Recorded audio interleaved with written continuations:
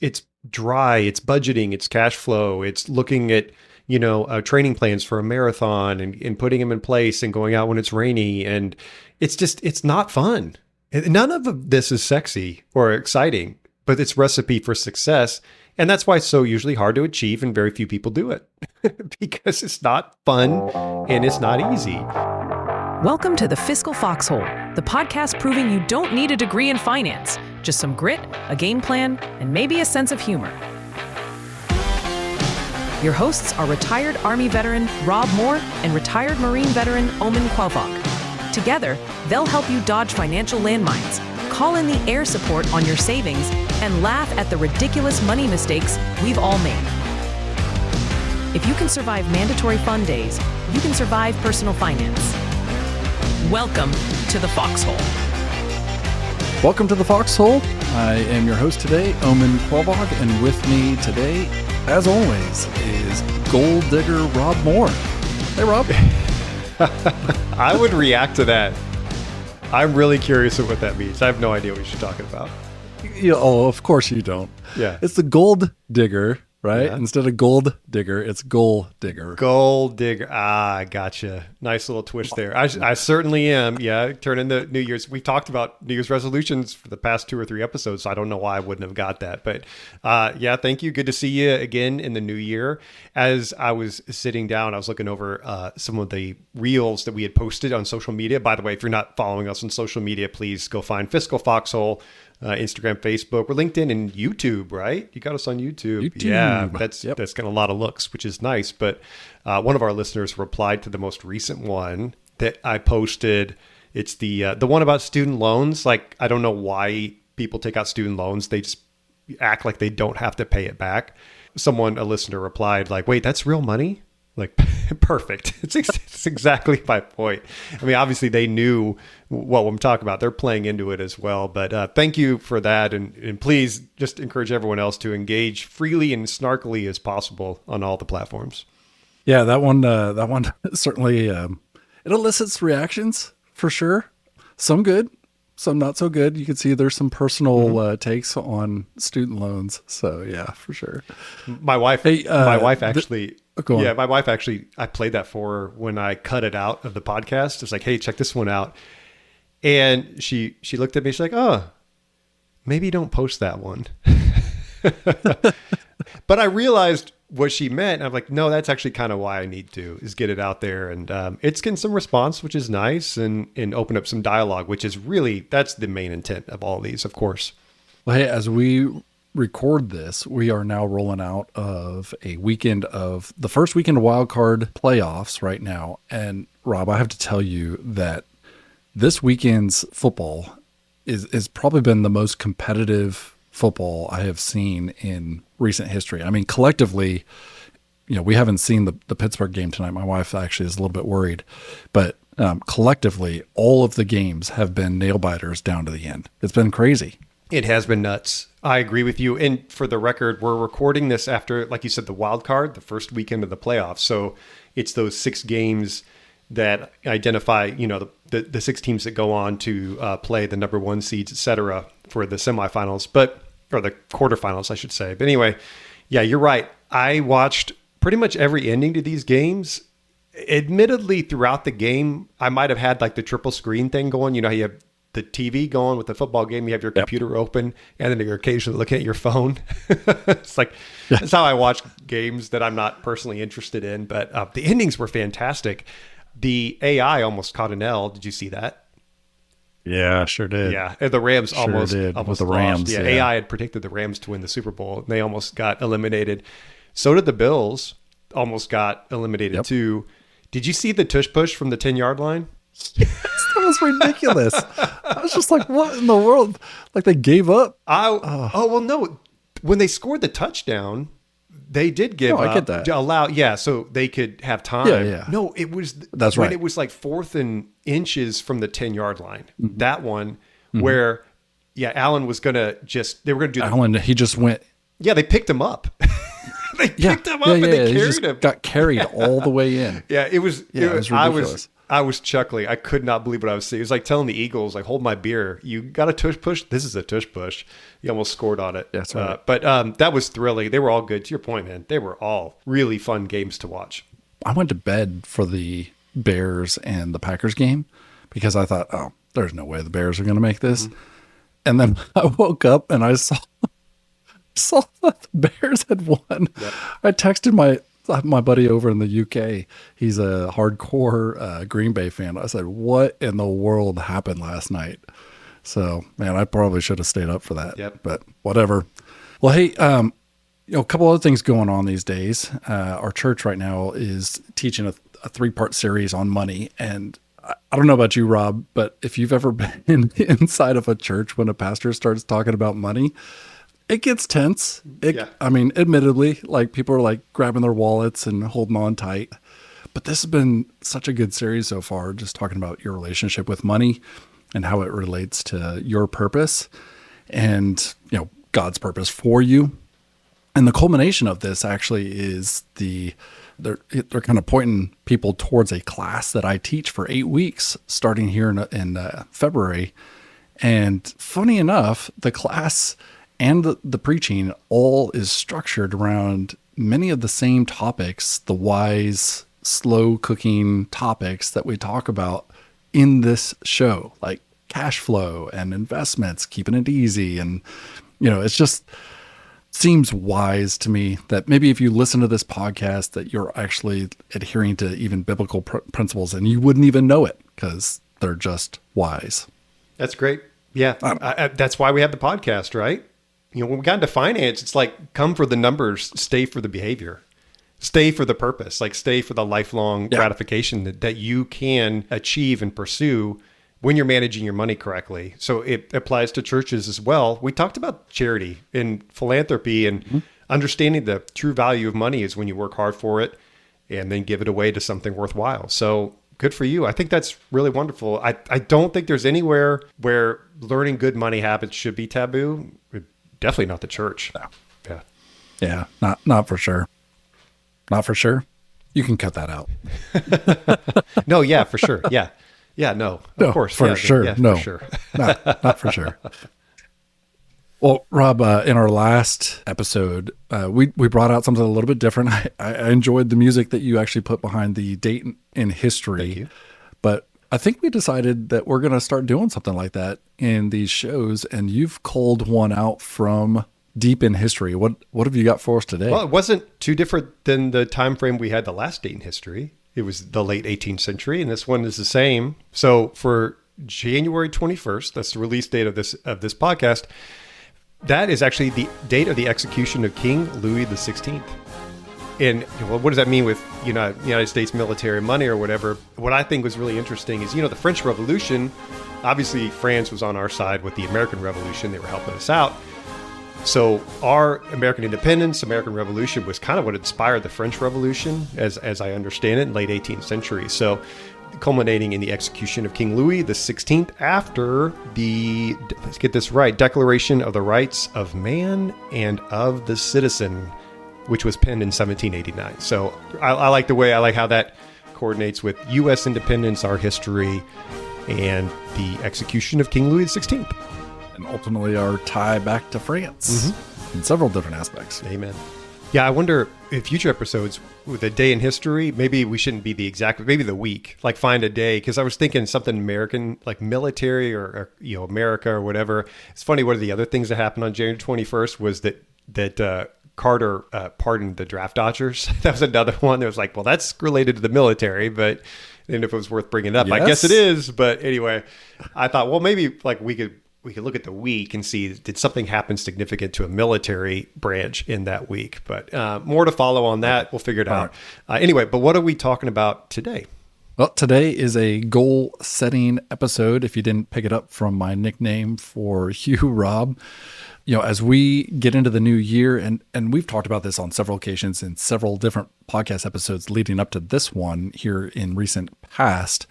But what does it mean to actually set goals that are achievable, things that you can work on throughout the year that aren't subject to Quitter's Day because they were just so big, so ambiguous that They just kind of disappeared, went by the wayside. So we're going to talk through that.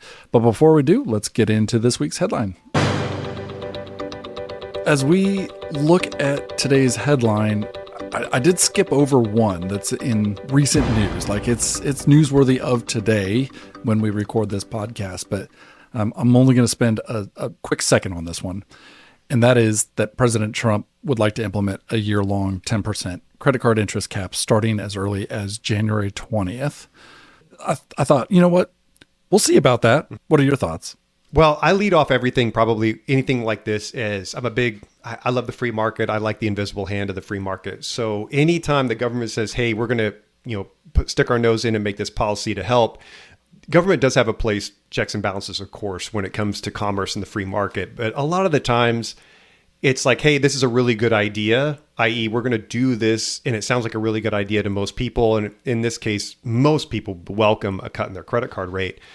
But I think there's two hidden hangups in this. One, if you have people with revolving lines of credit and they've already ignored the behavior to pay off their credit cards, guess what this 10% is going to do? Do you think it's going to encourage them to pay it down even faster or spend more on their credit card?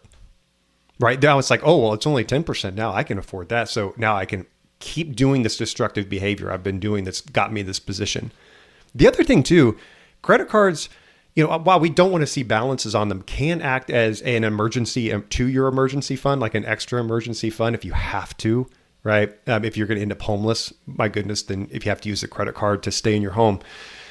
The problem with this is credit card companies on the short term, they'll absorb this and everything will be fine if it's only for 1 year. But in the long term, if they're forced to do this for very long, eventually they're going to be like, well, we can't afford to loan money to certain people at 10% that are too risky. So instead of helping those folks, it's just going to kick them out of the market. That second point is actually the point that I read that struck me the most, is that they just simply cut off, they'd make a certain cutoff line for people that they just won't issue credit cards for, and they'll close accounts. Yep. You can't have credit with them.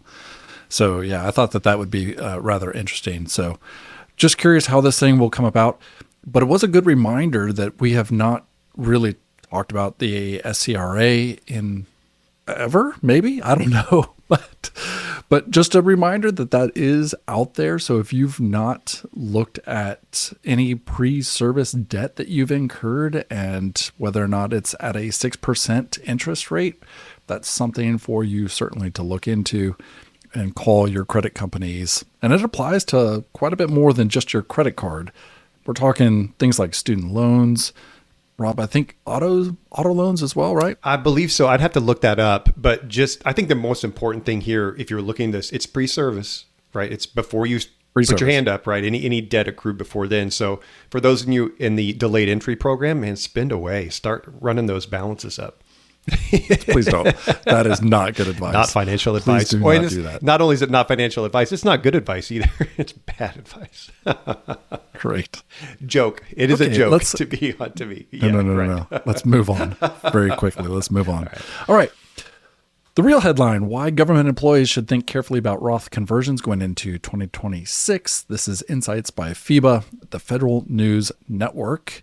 So if you'll notice, if you've been listening, I gave myself something really easy to read there versus what I actually give Rob from week to week. So that's just for you, Rob. Anyway, the meat of the article is around Roth conversions. So I'll just read you a quick little blurb here. If you've been reading about Roth conversions lately, it probably sounds like everyone should be doing one and doing it soon. Roth conversions are often presented as a silver bullet for retirement taxes, but for government employees, especially those nearing retirement, the decision to convert pre-tax TSP money to Roth deserves a slower, more thoughtful approach as we head into 2026. So, Rob, I actually chose this article because on several instances of whether it's across written media, podcasts, things like that, Roth conversions seem like the new hotness. And we talked about Roth conversions several episodes ago in some of our tax strategies. But I wanted to point out here that particularly with new access to Roth conversions within your TSP, it's still something to be planned for. It's a tool. It's not a magic bullet. It's a tool, right? I agree with you. It has been kind of like the new hotness. It seems like ever since we got in this business and started the CFP back from about 5, 6 years ago, whatever it was, like this has always kind of been on the foreground of planning considerations. And I think that's okay. I mean, we talk about this with every single client every year. We at least look at it to see if it's a possibility or something we should pursue. So yeah, it should be something that you look at and consider in perpetuity as you go forward throughout your life every year. Take a look and see if it's appropriate to you. But to your point, yeah, it's a planning tool to help you make sure that your tax distribution in retirement is efficient. I think the point of this article was that federal employees, whether you're a military retiree, high ranking, or maybe you retired from the military and now you're a federal employee, that when you decide to do those Roth conversions, thinking that it's going to save you taxes in retirement, you're often at your highest earning years. So when you do those Roth conversions, they become income.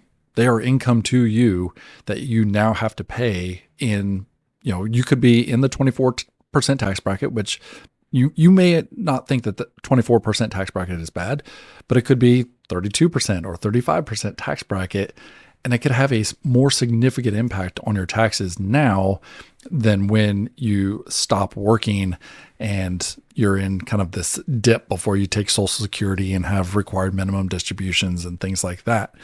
So this article, I think, is aimed there. Probably not so much for if you're an E3, E4, you just kind of came in, even your O1, O2, just came in and you didn't really know the difference between tax deferred and Roth, and your contributions and your matches are all going into tax deferred. And then you figured it out and you're like, oh, well, I'd like to do some TSP Roth conversions. You're still in the 12% tax bracket, maybe the 22. Maybe that makes a little bit more sense, but at the end of the day, it's still a tool for your financial planning, not the silver bullet to pay less taxes.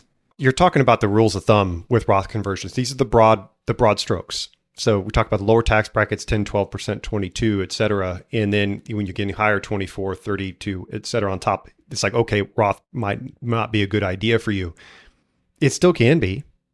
And I know you and I have looked at Roth projections and conversion projections for people that are even going well above the 24% tax bracket to do them over the long term, whether it be timing or avoiding RMDs that are crazy in the future. It actually ends up being a good thing to do today. So don't let your tax bracket make the decision for you. Let that maybe start the consideration and then go from there. If you've got everything in Roth, and then, you're in the 10 or 12% tax bracket, and for some reason you have some tax deferred. It's like you only have 10% in tax deferred, and you've got everything else in Roth. And it's like, well, I'm in the 10% tax bracket, so I should convert to Roth. Well, probably not. I mean, you need to have some in both. There's advantages to having a mix between tax deferred and tax free. So let the tax bracket kind of start the discussion. Like you said, there's always more wrinkles to it as you go forward. If you're even thinking like, well, how do I even figure this out? The Dinkytown calculators that we have brought up on multiple occasions, like we'll include a link to those again in our show notes here, but fill out your taxes and add in a distribution from your TSP or your IRA. If you think you're going to do a Roth conversion, there's a line item in there for a Roth conversion that will literally add the amount that you convert as income to the rest of your tax filing. So do the conversion, do the math, and then decide for yourself, remembering that if you're not 59 and a half quite yet, you're gonna have to figure out where to pay for those taxes, not from the withholding of the any kind of taxes from your TSP or your IRA, or else then you're likely to incur early withdrawal penalty. If you use the Dinkytown calculator, remember you need to do it before, I would say, let's do it by the end of November if you're looking at 2026, yes. Because remember, this is not like an IRA contribution that you could do in April for the prior year or March. You got to do it before December 31st. So, if you want to jump on the Dinkytown calculator or talk to one of us, that's when we do tax planning, is at the end of the year. And you see, let's say, let's look at some reasons. Like maybe you have a big refund coming you weren't expecting. And instead of getting that, you're like, well, that would fund a Roth conversion of a certain amount. So you could throw in, like you said, throw in Roth conversions and see what happens. It might eat your refund up, but now you've got all this money moved over to the tax-free and it didn't cost you any extra withholding or, money out of your savings account. There are other times when it's less conventional, where someone like in the, let's say, higher tax brackets might consider doing a Roth conversion if they're thinking about it. A market downturn is one of those kind of overlooked opportunities. So to illustrate my point, let's imagine you've got 100 shares of a certain stock and it's worth $1,000 each. So you've got $100,000 worth of stock in your traditional, like your pre-tax IRA, et cetera. If you wanted, like, I want to get all these shares over to my Roth account, well, you're going to have to pay taxes on the $100,000. Well, what happens if the market goes down 25% and now those stocks are only worth $75,000? When you move that over to the Roth, you're still getting all 100 shares moved over to the Roth. So you're actually getting all those assets moved over to the Roth, and you're saving 25% of taxes that you would have otherwise paid to make that conversion. So that is a hidden benefit. If a market correction hits us in 2026, you might want to think about it. Rob, that is a great nugget on Roth conversions, but also like some timing, taking advantage, the silver lining, I guess, to a market correction. I love that. So great tactic there. All right, well, that's going to do it for our news segment. Let's move into our main topic. Here we are in the third week of January, and we're a couple weeks now past Quitter's Day, and you may have set some goals for the new year, maybe set some resolutions that are still going. Maybe some are, maybe some aren't. But in this episode, we are going to talk through some reasons why goals might fail, why Quitter's Day is actually a thing, and maybe some ways to set yourself up for success moving forward. All is not lost, Rob, at Quitter's Day, right? Like, I know it feels depressing sometimes when people just like, you know what? I'm done with this thing. Yeah. It can be defeating. If for any goal, you losing it, whether it be Quitter's Day or whatever, like a lot of people are doing New Year's resolutions, but as we've talked about multiple times, someone like you that sets goals kind of perpetually throughout the year or anytime that it's warranted. This episode's all about trying to sustain and achieve goals that we've set for ourselves, whether it be a New Year's resolution, career, or otherwise. We'll talk through why goals usually break first. And that is talking through the difference between intentions and systems. This is based on your motivation level. And Rob, I don't know if you've ever tried to maintain some kind of motivation level across many days, weeks, months, years, but staying motivated to continue doing the thing that you want to do, it's difficult to keep up, right? I mean, you're going to lose motivation over time. I think it's impossible to keep up. You asked me if I've ever relied on motivation. I mean, I maybe learned my lesson that it never lasts, ever. I've never set out on a goal and had that initial energy, that initial like caffeine hit of the new goal on that first day last beyond a week or two. So what we're talking about here and what you've laid out is ways to not avoid that crash, but how to absorb it and pursue in spite of it. Right. It's actually taking that motivation to build new goals and actually turn that into ways that we build systems so that when the motivation disappears, then you fall back onto some kind of system that is taking care of that goal for you. Like it's already set in place so that you don't have to worry about it anymore. I have a quote here from James Clear out of his book, Atomic Habits. You do not rise to the level of your goals. You fall to the level of your systems, which I think is a clear picture of what we just tried to describe. You get this view of TikTok or whatever social platform you're on or whatever conversation you had with somebody that said, I'm going to do this thing. I'm going to change this part of my life for the better. Great. That's awesome. So instead of saying, I'm going to keep doing this thing, I want to do this, it's actually then turning around and saying, what systems can I put into place that will continue to allow me to make those changes when I just don't feel like doing it anymore? I'm just done with it. How many people do you know that have had success in anything that YOLO'd their way there, that didn't grind their way there? Yeah, I can't think of one. None. Yeah, this is the point. I can't think of one. This is the point. I wrote my monthly newsletter, my last one for January, actually. I wrote around this topic and described our humanness as the size of a large ship. and that the habits that we are in is really the course that the ship is on. And if we ever feel motivated to just make this huge change to our lives and our habits, I'm not a ship driver, but I can only imagine if I tried to make this huge course correction with a ship, what would happen with the ship? All kinds of friction. And you've got, I just have this picture in my mind of like planes falling off the deck. That's why they're all tied down, right? Yeah. And, guys like getting slammed up against the walls and, the ship's cracking and stressing. And I mean, all kinds of different friction here from making large course corrections. So you really try to avoid doing those things. But if you make small course corrections, even 1 degree course corrections now result in destinations that are well off of where you were originally going. That's the way I describe it. So I don't know, Rob, what do you think? Yeah, I think that's a really powerful analogy, especially when making small changes now and then over long term, the difference that it makes in your life. I have more to talk about that. I think later in this episode, we're going to talk about some small steps and incremental changes. But you're talking about these failing at some point, which is what we're trying to avoid. There are common failure points to most goals, right? Number 1, too vague. I want to save more. Or I want to spend less. Okay, tell me more. Just tell me more. You want to save more or you want to spend less? Tell me more. Having too many goals at one time, like Rob, I think I have the perfect example for this. So whenever we go to Mill Money Con or some other nerd conference, what's the one thing that the warning, I guess, before you step foot in that conference about what you're going to do when you step out of that conference? Do you remember? Yeah, you're about to be inundated of 3 days of good ideas. You can't use all of them. You can't, like, you're going to come back, especially if you're an employee of a group of people. If you go to a conference for for what you do, and you come back to a group of people that have been sitting here, doing the job for like 3 days, do not try to bring everything. Here are all the good ideas we're going to implement all at once.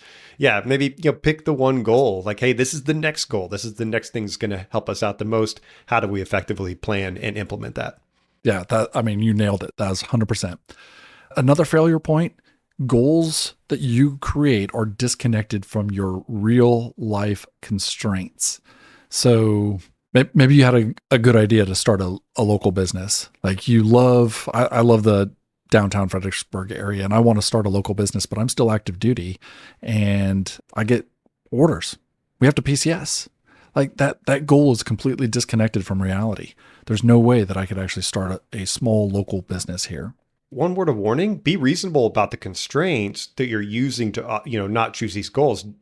Don't be confused. Don't allow excuses.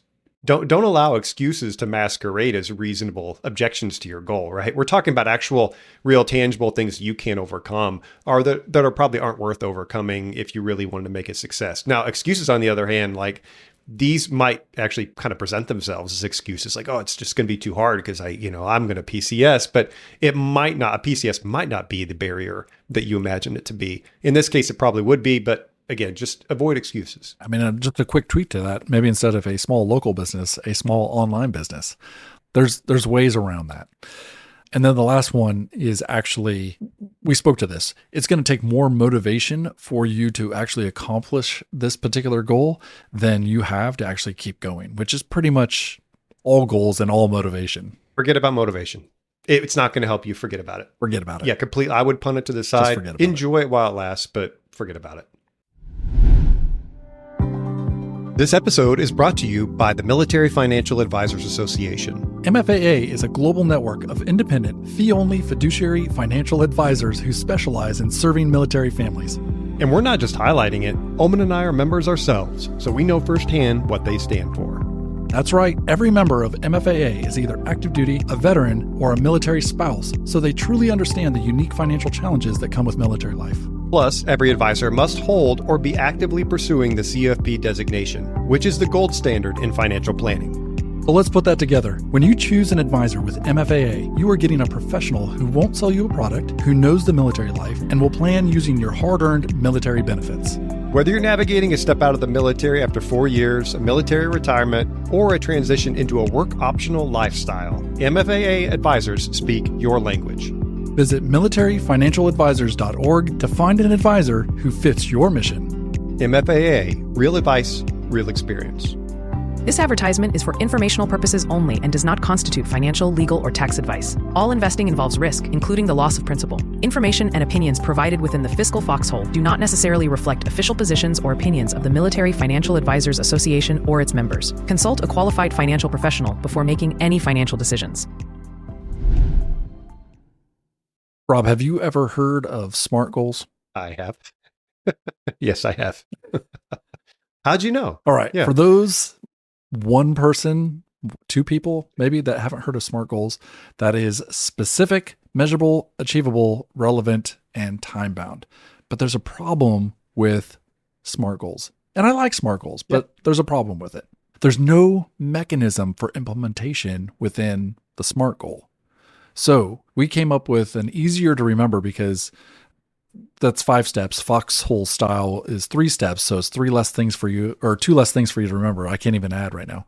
So we have a Foxhole brand acronym for you. The OPS goals, which is objective. What problem are we actually solving? Process, the system that runs without motivation. And then sustainment. Can we maintain this for 12 months? I think it's great. This adds so much depth and layers on top of the SMART goal. SMART goal helps us identify goals that are achievable. Well, yeah, that's part of it. Of course, it's part of the SMART goal is achievable, but it helps us identify the goals. The ops, this is really helps us identify the why, right? What problem are we actually solving? Puts purpose behind the goals that we're setting. It takes action, the process, the system that runs without motivation, identifying the process. In other words, how? Like, how are we going to get this done? I love it. This is actionable, leaning more towards, hey, let's just get it done after we've identified it, maybe using SMART. Now we're actually implementing it in such a way that we're going to have some success. I want to bring up one thing here. I want to pause because we're about to talk about how to turn the goals into systems and how to carry forward with the goals that we've identified and we're putting into the ops framework. And to me, I think one of the most important things to do is start small. I wrote an article after the beginning of 2025. I wrote one article about New Year's resolutions. I identified 6 common ones, financial ones. And the very next article I wrote was very intentionally labeled, "The Least You Can Do." And it was pointing back at the New Year's resolutions article. How I live my life. I do. You'd love it. So the second article pointed back to the first one. And the idea is, what's the least you can do? Because like you said, we start out like, I'm going to save more, or, or whatever. Or you might have a quantitative goal where you're like, I want to save $1 million by such and such a time. It's like, great. It might be cast way out into the future and it might be really big. That's inspiring in a way, but it doesn't help us today on how to pursue it. So the idea is like, what's the least you can do? What's the first most reasonable, smallest step that you can take towards a goal? It's supported by research from Oxford Psychology. Quote, starting tiny increases long-term follow-through by creating, it's called success momentum, not dependence on willpower. Like we said, the momentum that's going to fade. Studies on habit formation show that behaviors grow fastest when early repetition feels easy and successful, allowing to build automatically before intensity increases. And this is exactly my point. Like starting with that smallest, what can you do today? And what's the first smallest, most reasonable step? So if, for an example, if your goal is to increase retirement savings, like the 1% bump we talked about, doing the 1% every year, but you're like, yeah, 1%'s a lot. If you got none and you're going to 1%, that's a lot to put away. What's the smallest first step? Email human resources, right? Or log on to TSP or whatever it is. Just do the first thing to kind of get that momentum building, because that's action. You're taking action, you're headed towards that goal, and you have a moment of success. And now it's going to feel better. What's the next step? What's the next smallest step? I'm going to run a marathon. Put on your tennis shoes in the morning. Set them out the night before, put your tennis shoes on. First thing in the morning, when you get out of bed, put your tennis shoes on. The next day, put your tennis shoes on. That's the first smallest step, and you have to do it anyway, get you towards that longer term, that bigger goal, as a series of incremental steps rather than one whole thing all by itself. Yeah, I think it's important too. I mean, I love this, Rob. I think it's important to give permission to our listeners here to take it slow. Mm-hmm. I think there's this mindset that I want to be a millionaire, so I need to be a millionaire tomorrow. Like, no, you don't have to do that. Even if you want to run a marathon, you're not going to run a marathon tomorrow, or at least if you try, you're going to be broke. This is the tortoise and the hare. This is quite literally the story of the tortoise and the hare. Slow, steady steps will win the race. So you have permission to take this slow, steady, one step at a time. If you've never saved money, save $10. Open a checking account. That's it. Open a Roth IRA. Put $10 in. All right. Small. All right. So let's talk about turning the goals into systems. We want to reframe those goals as actual behavior. So how do we do this when we take things like, I want to save more, or I want to spend less, or I want to contribute to my Roth IRA? How do we do this? I love that we're talking about how changing this into action and systems, right? How do we actually get there? Because as the saying goes, if all we need is information, we would all be millionaires with six-pack abs. It's true. Like, the information's ubiquitous. It's everywhere. Like, good ideas and good information, it's everywhere. You could look it up and find out. If that's all you needed, then yeah, everything would be all set. But you need systems of behavior to get there. Yeah. Without those systems in place, that $500 that you want to save is going to get spent somewhere else. So the system that we might put in place for, I want to save more, or I want to contribute to my Roth IRA, just as you said, Rob, is go to Vanguard, go to Schwab, go to Fidelity. We're not endorsing any one of them, but it's pretty easy to open up a Roth IRA or an IRA or a taxable account at any one of those locations that you can then put money into. So that's step one. Step two would be to, I love this word, automate. Automate, automate, automate. The movement of money from your checking account, or even better, from your paycheck directly to that savings account. Like, you don't even see it. It just shows up in your savings account. 3 ways to do that. One, you mentioned, open up the IRA to some custodian or trustee, and it's coming out. That's going to come out of your checking account, right? I'm unaware of a way where we can allocate something directly out of your paycheck into a Roth IRA, into a custodian. So next thing, if that doesn't sound appealing to you, then we're using the TSP. That's an automatic right out of your paycheck, and you don't ever even see that money. It doesn't even end up in your checking account. So you don't even see it, you don't feel it. Or if you can, set up another bank account, another savings account that you can allocate a certain part of your paycheck. It acts the same way as the TSP deferral, but instead it's going to another account that you're not, keeping close eyes on. You're aware of it, of course, but you're not treating as part of your daily operational income. This doesn't always just apply to money. This applies to personal relationships as well. My wife and I just had this conversation. Like, we have said for, I don't know how many months now, like, we need to go on a date. We need to go on a date. That's all we've said. We need to go on a date. Just this weekend, we said, we need to put something on the calendar. When are we going and where are we going? Yeah. It happens. So are you going to automate that? And how would you? That's the question. How do I automate that? Yeah. I guess you I might tell Alexa, put something on the calendar for me. Yeah. Put something on the calendar, and then, hey, Chat GPT to the rescue. Hey, imagine some date nights for the next, once a month for me and my wife. That's right. But yeah, just a way to either, automate or put some tool in place. Like you said, even a calendar, like, hey, this is designated our date night. It'll inspire us to figure out what we're going to do. But we've carved out that time. That automation is set and ready to go. So next, after we've opened up the account, we've automated the savings, however we're going to automate it, we anchor these goals to our existing routines because we're trying to reduce friction from these goals coming to fruition. So things like, if you try to automate, I don't know, your savings deferral that goes towards the end of your paycheck. Let's say you try to save it at the end of the month. How many times, Rob, have you ever gotten to the end of the month and you're like, dang it, I can't save. Like, I already spent all the money, so I can't save it right now. You align that savings so that the savings comes out first before you start spending, and then you just naturally spend the rest of your paycheck the way that you normally would. I like this example because we're taking the actionable systems or the steps that are required. Like you have to do this in order to save money or, whatever. But this is what you talked about earlier, like the reasonable constrictions in your life, whether the PCS or whatnot. With me, I'm always trying to find a more efficient time to work out or get it in or stop using my busy life as an excuse. Well, my son swims early in the morning. Guess what?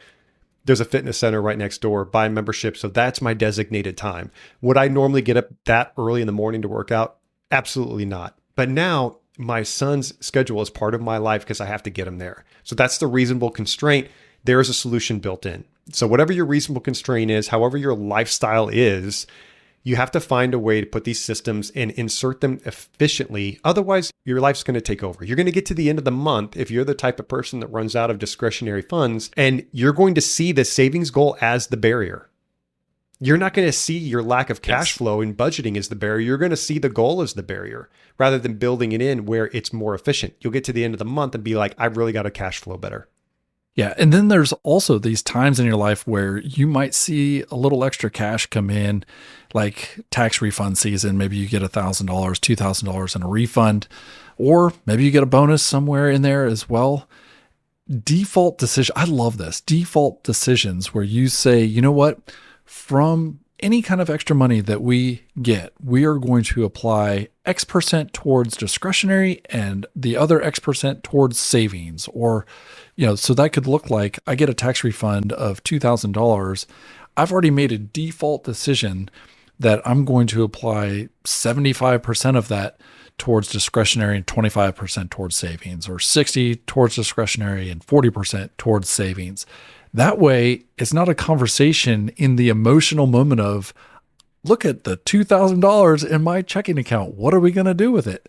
No, you've already set this default decision of we're going to put 60% towards discretionary and 40% we're going to put towards savings, or we're going to put it towards debt. Like that is the decision made before you even see that money. We talked about that, making the decision when we were talking about bonuses, right? We said have a bonus plan, right? Mm-hmm. That's what you're talking about. What I love about that, like you see if it's the 60-40, let's say if you did that and you got a $2,000 windfall, you've already given yourself permission to spend the $1,200 as part of the 60 on whatever you want. It doesn't become a decision in that moment like, okay, what can I spend for $2,000, or should I buy something for $2,000, or these things I want to buy. No, you've already made that decision. It's already done and you're happy with it. And it also gives you the permission to spend that money because you've already made the decision. That's a great way to think about it. Yeah. And a lot of people think this is so boring. I mean, we may have people sleeping at the wheel right now. I don't know. But that's the whole point, is that all of this is meant to be boring, because that's honestly, like, the rest of your life is where the excitement comes in. You want these boring systems kind of sitting quietly low in your life that are doing the work for you so that you don't have to think about it. That's the whole point. Make them boring. I love boring. I love it so much. It's boring because it's boring, right? Embrace it. It is. It's dry. It's budgeting. It's cash flow. It's looking at training plans for a marathon and putting them in place and going out when it's rainy. And it's not fun. None of this is sexy or exciting, but it's recipe for success. And that's why it's so usually hard to achieve and very few people do it because it's not fun and it's not easy. And I don't say that to discourage you. I say that to just be honest, like just to understand that to begin with, like know that it's going to suck to save 10% of money when you're not making that much. There's nothing exciting about it, especially when you're young and you want to spend money that you've got for the first time in your life. Just accept the truth and understand if anything worth achieving is going to have a little bit of pain and boring behind it. Some more research from the Oxford Psychology, by the way, these repeatable actions, the repeated action in the same context, eventually shifting control from conscious decision making to automatic cue-driven behavior. Once a behavior is habitual, it persists even when motivation fluctuates. Put your shoes on every morning to go outside and run a little bit. That's what we're talking about. That habit, it just starts to become this thing like James Clear in Atomic Habits that just happens over and over and over again. Instead of you trying to find the motivation to do it, automating it, putting the automatic deductions into savings or your TSP, it happens automatically. It just becomes part of your behavioral cycle. And guess what? Therein lies the success in the long-term goal. So we have now set out kind of the problems with using motivation to accomplish your goals, which is why we have Quitter's Day and why February is so difficult. We've now also kind of established that systems to fall onto when that motivation wanes is really the key to success. Boring systems at that. Like just set the systems in place, set decisions in place that you don't even have to think about anymore. They're just there doing the work for you. Now, let's talk through a little bit as you start to track how your goals are doing. How do we do this? And so there's really two types of indicators for how we track how our goals are actually doing. Like, are we saving? Are we paying off debt? And those are leading indicators and lagging indicators. So just a quick definition here. Leading indicators are those types of indicators that signal what is to come. It gives us a little bit of a glimpse into the future. Lagging indicators are those that confirm that there's a problem. So by the time we get a lagging indicator, I don't want to say it's too late, but there's definitely some damage done that you're going to have to repair.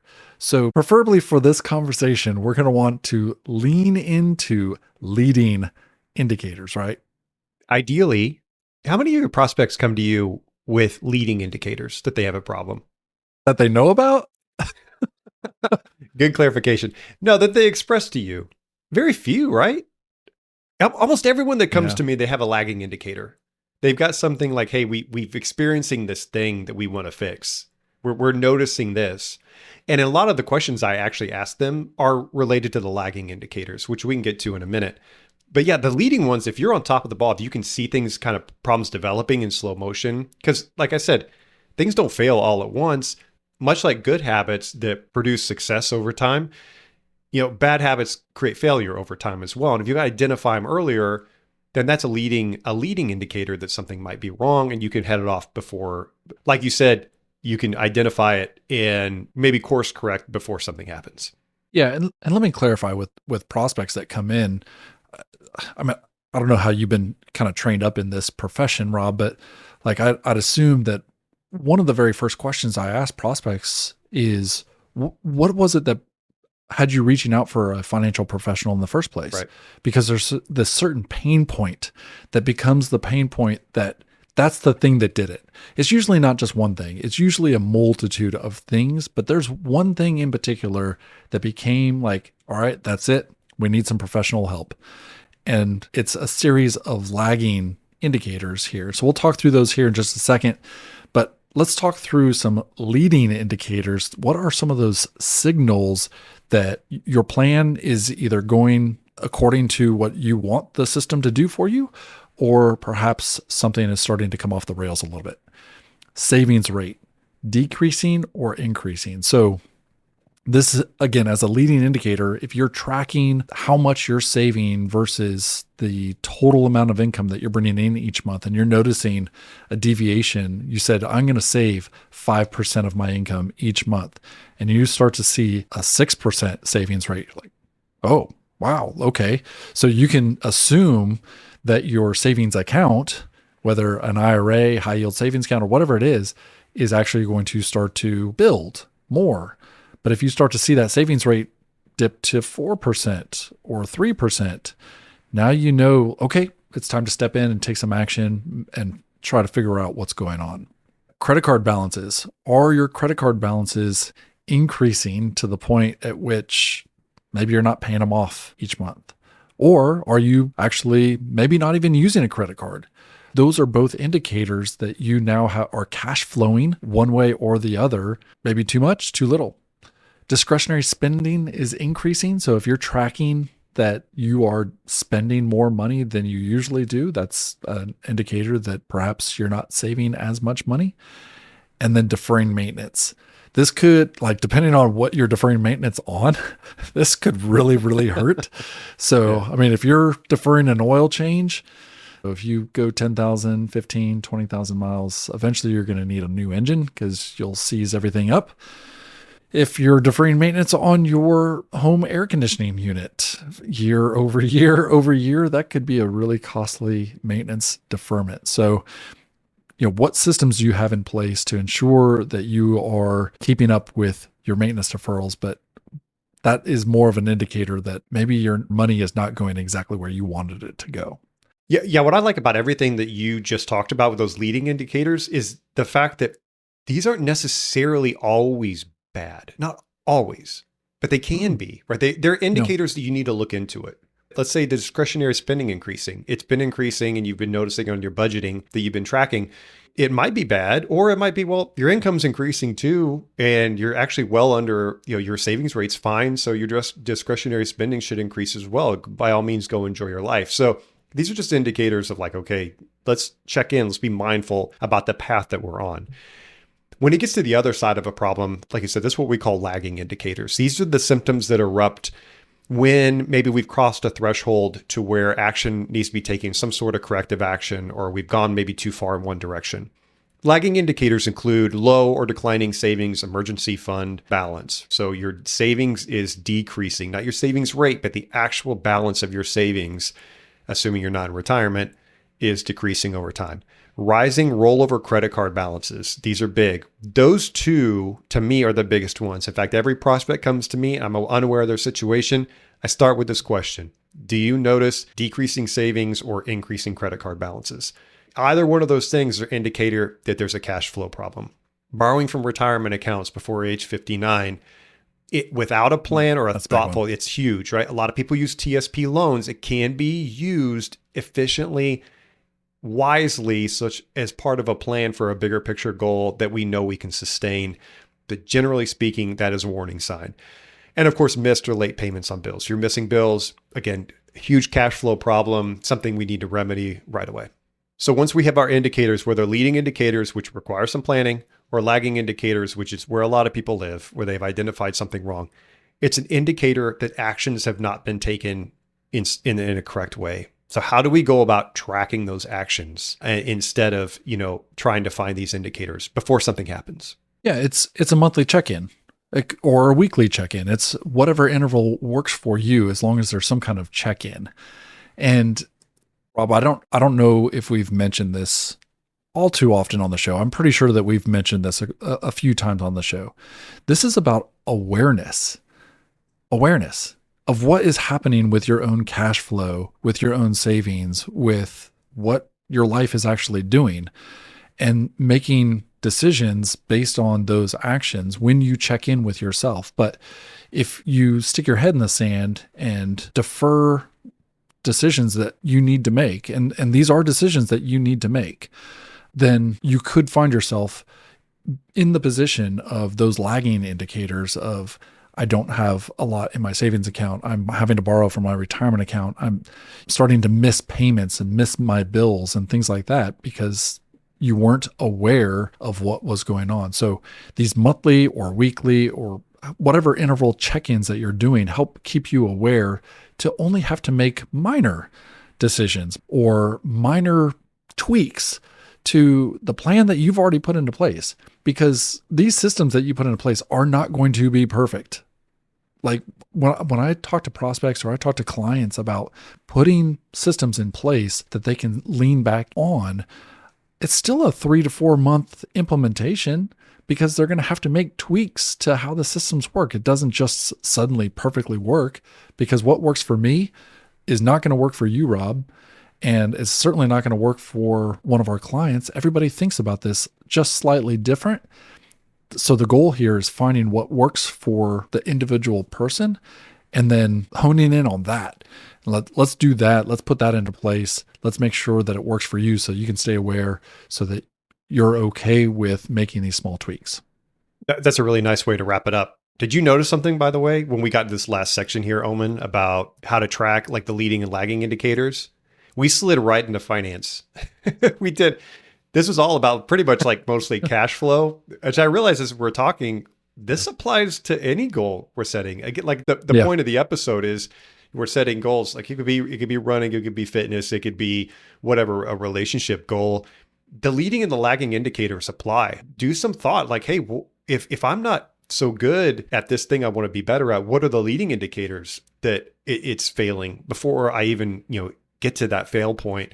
What are the lag indicators that I'm doing it right? Those that monthly check-in, like you said, of am I achieving this goal or am I on pace, or do I need to make an adjustment?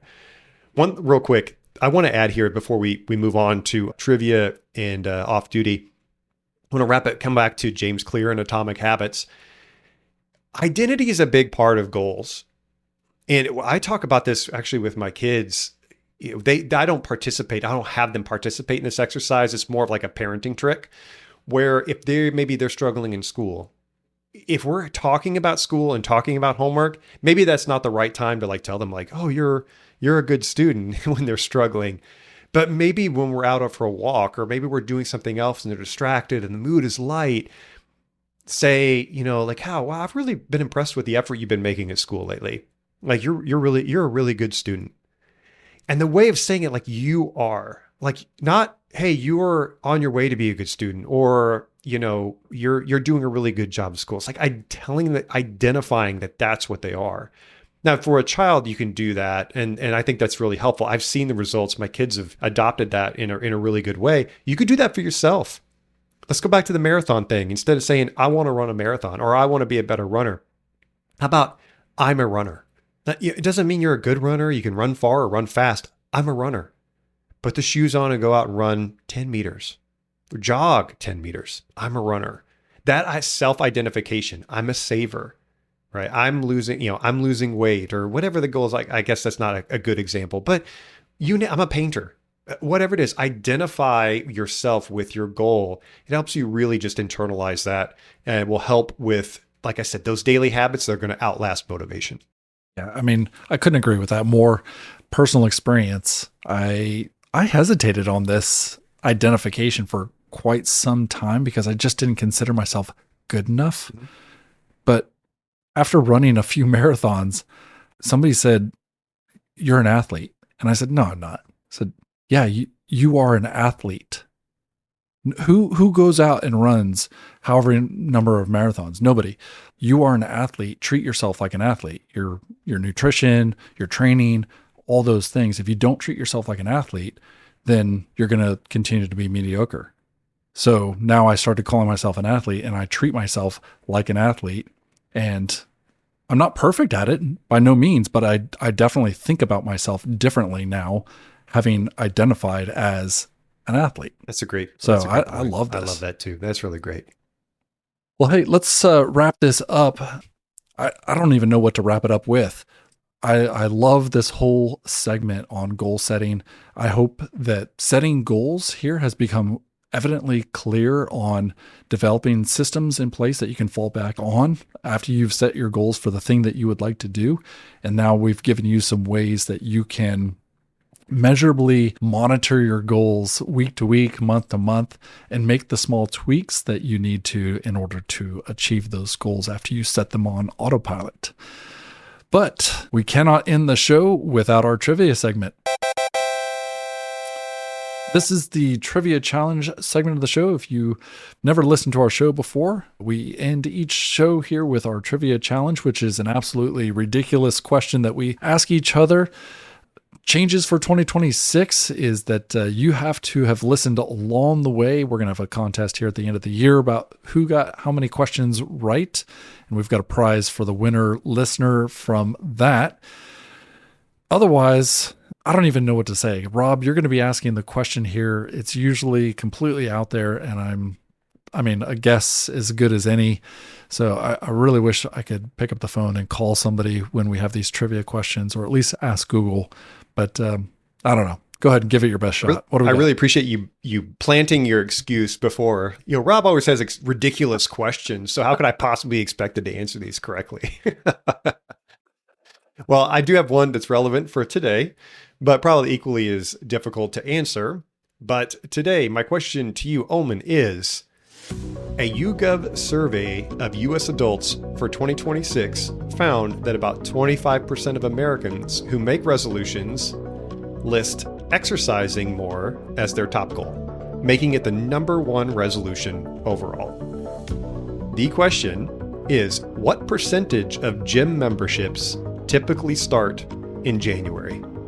Is it A, about 4 to 6%, B, 10 to 12%, C, 20 to 25%, or D, over 50%? Is this of the 25% that say that they're going, or is this like all Americans? That's a good point. So the context I read this in is of all gym memberships throughout the year or when they begin, what percentage of them begin in January?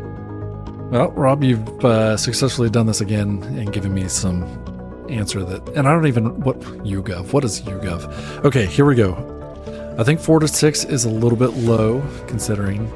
So I'm gonna take that one out. I'm also gonna take out 50+%. That seems a little ridiculous. Yeah, you're welcome. So hopefully those are not the answers. 10 to 12 or 20 to 25. Okay. 50-50 shot at this. I'm going to go with 10 to 12%. You sure? B. 10 to 12. Yeah, let's go with B. What's your reasoning behind that? Really a 50-50 shot. And I'm just thinking that it's... in my mind, I think it's higher, but I also think maybe I'm blowing it out of proportion. So I'm just going to go with that 10 to 12. Well, my efforts to talk you out of that B failed, unfortunately, which means you get a point. Well done. Yes, that's why let's go. Let's go. You know what aggravated me about this fact so much is that, that number one goal, when I did some research on this, the number one goal is exercise. It's all activity related. Most people do a New Year's resolution of exercise or activity. So when it said what percentage is in January, I expected it to be higher than that too, because 100 divided by 12 months is 8.5%. So like on average through every month, it's 8.5% over every. So 10 to 12 is like not that much higher. So I expected you to go for the 20 to 25 would have, but no, alas, you are a winner and you get a point. Well done. That's what I was talking about. All right. Well, Rob, I appreciate your failed attempts, by the way, to throw me off. Maybe you can make that a goal for this year, is to make better questions that will throw me off. Good luck developing a system for that. That's going to wrap it up for today's episode of the Fiscal Foxhole. We hope you took something away, of course, that you can always use in your life. We appreciate you hanging out with us in the financial trenches. And if you have a question or feedback for the show, please email us at fiscalfoxhole@gmail.com. We'd love to put your question on the show. We promise we will not rake you over the coals. If you love the show, we'd love you if you'd write a review for us, or better yet, share it with a friend. We've only got 5 reviews out there. We've had 5 reviews for some time, and 2 of them are from our moms. So Rob, so we can get out of here, what are our key takeaways? Thank you, Omen. Key takeaways from today are, number 1, Roth conversions aren't a magic button. They're a one-way, taxable decision that can raise your income and tax bracket in a hurry. For military and government civilians nearing retirement, whether it makes sense in 2026 depends on careful analysis, not hype. Number 2, success in creating actionable goals comes from shrinking them into boring, repeatable actions and anchoring them to real life. Small, automated systems tracked through leading indicators beat big intentions and heroic effort every time. And number 3, history shows ignoring big obligations leads to revolutions or even the guillotine. The lesson is simple. Pretending stuff doesn't matter works right up until it doesn't, and financial denial has a long, devastating, and sometimes violent track record. We'd love to hear from you. If you have questions you'd like answered on the show, please send us a note to fiscalfoxhole@gmail.com. If you heard something today that you'd like to discuss further, or you just want to dig deeper into your own financial game plan, both Rob and Omen are accepting new clients and always happy to chat. You'll find the links to their websites or to book appointments in the show notes. Rob Moore and Omen Quelvog are both registered investment advisor representatives. This podcast is for educational and entertainment purposes only. While they are both advisors, they are not your advisors. Therefore, nothing you hear on Fiscal Foxhole should be taken as specific investment, legal, or tax advice. For guidance tailored to your situation, please consult a qualified professional who understands your individual circumstances.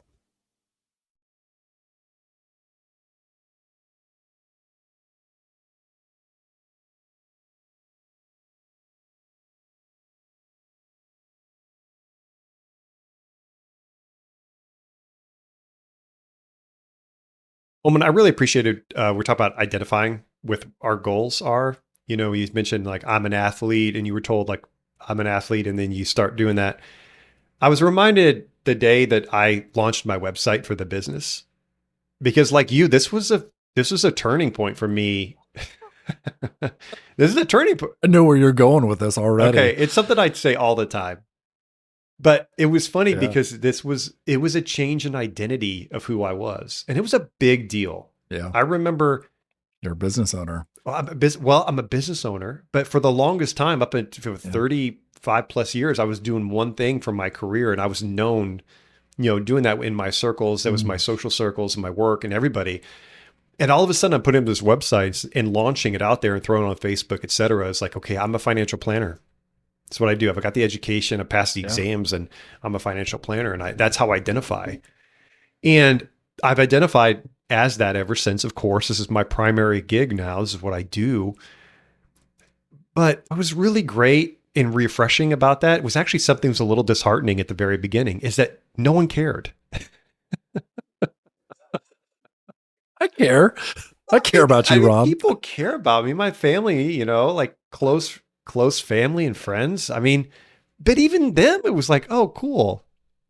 Like to me, it was this huge tectonic shift in my identity and what I do. It's helped me along the way. It's served me well. Now I'm, as we're established and we're doing this and we're helping our clients, I identify as a financial planner, and that's how I live my life. But it was really scary to make that declaration. Like, as I imagine for you to say, I'm an athlete, or I'm whatever, I'm a baker, or whatever it is that your goal you want to be better at, making that identity shift and embracing it is really scary. But what I've noticed every step of the way, like I said, no one cares. It's the scene from Jurassic Park over and over again. Like, see, no one cares. People care, but they're not thinking about you that much, right? You put yourself out there. I'm an athlete. I'm a runner. I'm going to do a triathlon. I'm a triathlete. People will be like, oh, cool. But no one's really thinking about you that much. I think the hardest declarations of identity have come from the places where I least expected the difficulty. And that's when you make that declaration that you're a business owner. I never expected to be a business owner. I never actually expected to be an athlete either. And so it felt like I got kind of punched in the gut a little bit over those two declarations and thinking, man, this can't be real. But you are a business owner. You are a financial advisor. You are an athlete. You are these things. And for so many years, like you said, 23, 25 years, you were a Marine, you were a soldier, these are your identities. And these, as frustrating as it can be to fight this within yourself, it's also equally as important to not only make those changes in your own life after the military, but also help other military veterans realize that they have a different purpose for their life once they get out. How many veterans have you run across that still consider themselves like, I am a soldier, I am a Marine, I am these things? Like, yes, that you did that for a significant portion of your life, and thank you. What are you doing now?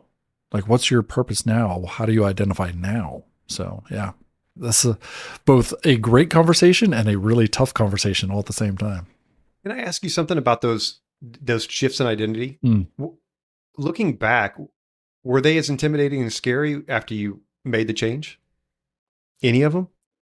I don't think that they were intimidating or scary because I didn't see them coming for me. Oh. Like I went and started a business and then turned around after I got client number one and thought, oh my God, I'm a business What do I do owner. now? What is happening right now? Now what? Yeah. What do I do? I don't know what to do with my hands right now. So it's like, I didn't actually think that it was necessarily intimidating because I didn't put a whole lot of thought into it. Now that I am a business owner, now it's intimidating because I feel a lot of pressure not to let my clients down or let my family down or let other people down. So, but I think equally though, it's important to once once you realize you are a business owner, once you realize you are an athlete, to actually do something about it. Be the best business owner you can be the best athlete you can be the best dad you can be the best husband, etc. So yeah. Yeah. Maybe what I'm talking about is like the social stigma associated with, changing your identity, or something that you present as such to all your friends and your family for so long. And then now you're coming out and you're like, okay, I'm identifying this other thing now. What I'm saying is like, don't be so scared of that transition. It's not that no one cares. It's that they're not regarding you with maybe as much as you think they are. Or you might just get the thumbs up and like, cool, because everyone's worried about they're going about their day. And you were invested, and of course your family hopefully is invested in what you're doing, etc. But this is something that is going to free you to pursue the goals that you believe are worthwhile. Don't worry about making that identity change, because it's when I look back, it seems so maybe not trivial, but sort of silly that I was worried about it. And so far, like everything else I've achieved, even in the short term, and the identities I've embraced that's going to create the success long term, that's what's important. Worrying about maybe what other people think, or being maybe perceived as disingenuous, it's just not worth it. And obviously, and I think it's probably not going to happen, or it's not going to be perceived that way. Yeah. I mean, the older I get, the more I realize that people pretty much focus on themselves. And so making these shifts into a different identity and the purpose for your life, for me, I mean, we're walking the walk of exactly what we tell our clients to do, is find your purpose so that we can focus your resources towards that. And I'm not talking just finances. I'm talking about your time, your talents, and everything that you want to put towards your identity. It all goes hand in hand. So yeah, I totally agree. I love this conversation. What's the 3 stages that we talked? The stage 1 is worried about what other people think. Stage 2 is not worrying about what other people think. And stage 3, realizing that no one else is thinking about you, right? As you age. Have you heard that before?